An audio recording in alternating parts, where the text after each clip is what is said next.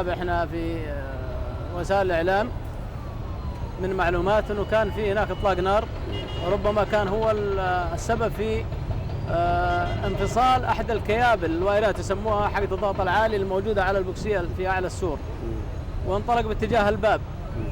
التدافع اللي حصل نتيجه الخوف نتيجه الهلع، هذا هو مشكله للداخل، والصراخ والعويل والصوت. يعني ما كان في حريق داخلي؟ ما كان في حريق داخلي والصورة واضحة.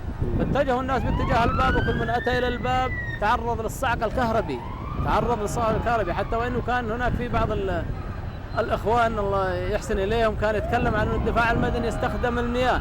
أنا هذا السؤال جايك فيه، بس ما صار في حريق. التدافع والذعر والخوف هو سبب رئيسي في الوفيات. بالتأكيد، هذا هو المشاهد وهذا هو المعروف عندنا. وأنتم ضبطتم في سجلاتكم بأن هناك إطلاق نار وتسبب في الحادثة. هذا المعلومة اللي احنا سمعناها من الأخوان في المنطقة الشرقية، انه كان في اطلاق نار وتسبب في قطع التيار الكهربائي. بس في انباء كثيرة تقول انه اللي اطلق النار انه حاول ينقذ الناس واصطدم بهذا وتوفي. هل هذه المعلومة صحيحة او غير؟ نتكلم عن الكيبل الكهربائي ايا كان سبب انقطاعه، وصوله للبوابة، بوابة حديد، وبالتالي كل من مسك في الباب الحديد هذا حيصعق، وكل من مسك في شخص اخر حيصعق. لو يمسكوا من هنا الى مسافة 100 متر صار مكهرب، كله مكهرب، الأوادم صاروا مكهربين، وبالتالي التيار يسري من شخص إلى آخر إلى أن حصل ما حصل.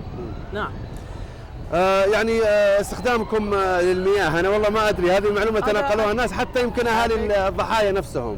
حقيقة أنا أستغرب مثل هذا الكلام. يعني تنكره ولا تؤكده؟ أنا أستبعده تماما، لأنه إحنا رجال الدفاع المدني دائما حريصون، يعرفون أساسا الماء عدو الكهرب، فإذا أول ما يصل مكان الحادث يبدأ بعملية فصل التيار الكهربائي، ولا يستخدم المياه لما يتأكد من فصل التيار الكهربائي. فلو وصل التيار الكهربائي أو استخدموا المياه، لو وصل التيار الكهربائي عبر المياه الخراطيم إلى سيارات الإطفاء احترقت واحترق من فيها. لا يمكن، هذا أستبعده تماما حقيقة. يعني هذا غير صحيح؟ أنا أستبعده تماما، إنما هي قول اجتهاد، يعني بمن لا يعلم عن خفايا الأمور فيما يتعلق بمهنتنا كرجال إطفاء وإنقاذ. طيب تسمح لي بس في آخر جزئية أبى أخذ الهلال الأحمر جزء